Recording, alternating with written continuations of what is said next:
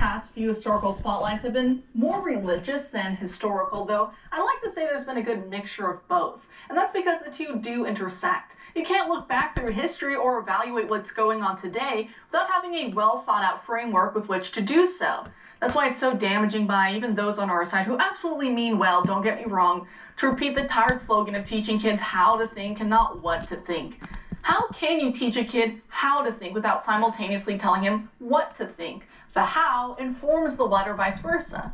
You can't give him the facts and figures of, say, an historical battle and expect him to understand the difference between right and wrong without that first being taught to him. And since right and wrong has to be taught, it follows that a very specific framework for judging between the two has to be imbued.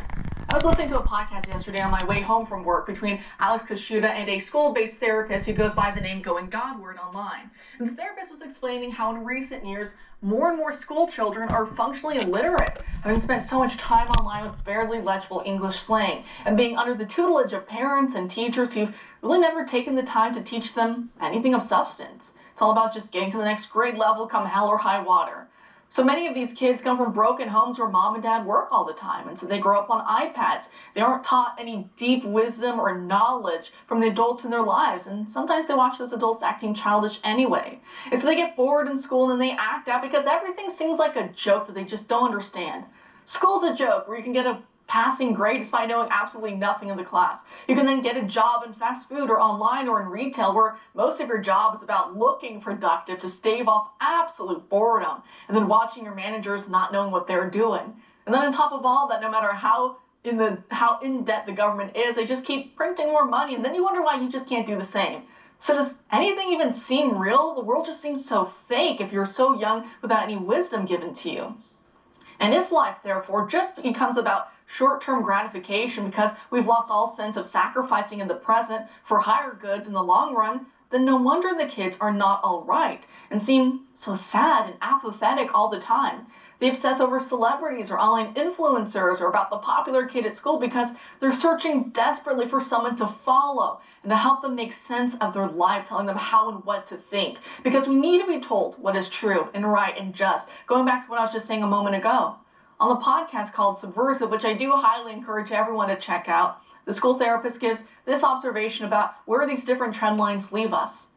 Recently, there was something involving weapons at my school, gang-related activities.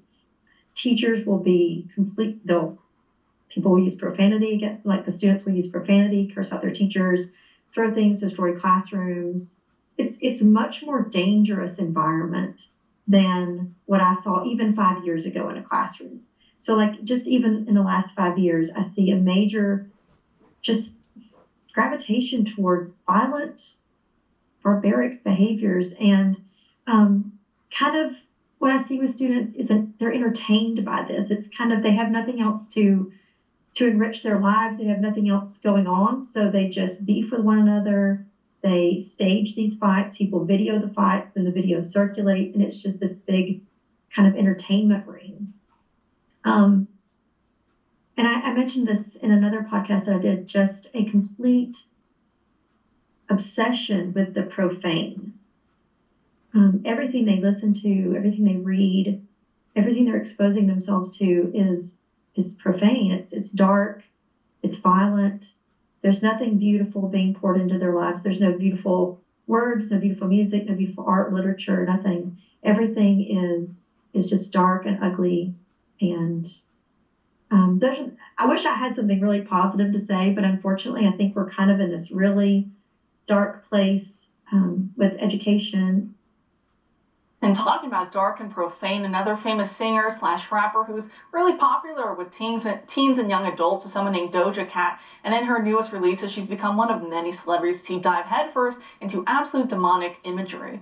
I saw a really great post explaining this phenomenon, and I wanted to read it for you all here right now. So this user argues, quote, "Overt celebration of the demonic can be understood as evidence of a particular, predictable phenomenon that takes place during late-stage decline. What Italian philosopher Julius Evola and French historian René Guénon call fissures in the Great Wall. While materialism and positivism signal the terminal phase of a civilization, they can also, for a time at least, serve to protect people from the genuine dark forces that are hidden beneath the facade of the sense world. But like a Silicon Valley transhumanist or the NICE scientists of C.S. Lewis's That Hideous Strength, strict materialism is inevitably found insufficient, discarded, and replaced with a sinister neo-spiritualism. Unlike the traditional civilizational religions, the new spiritualism has been stripped of any organic connection to the divine. Its adherents are animated exclusively, and at first unconsciously, by the dark spiritual forces from whom traditional religion's Great Wall once protected them. Eventually, the neo-spiritualist comes to consciously elevate these forces as an act of explicit spiritual rebellion.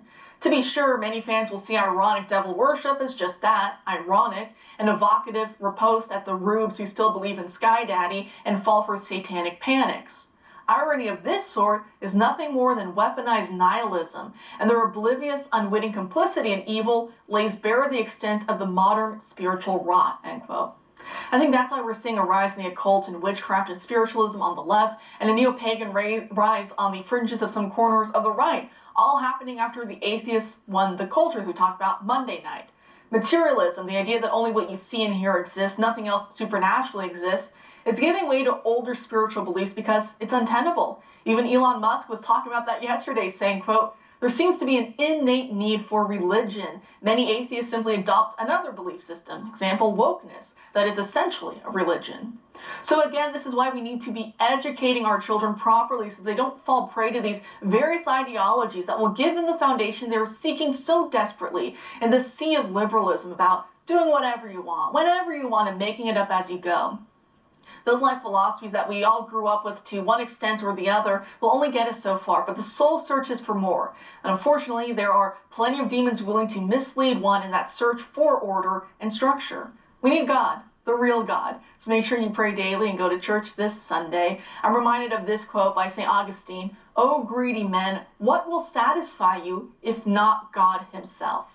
And with that, I'm all out of time for tonight. Hopefully you learned something interesting to take with you into the weekend. Until then, you can follow us and discuss tonight's show on X, formerly known as Twitter, on Threads and Truth Social at TippingPointOAN, or on my personal account, Nefertari_25.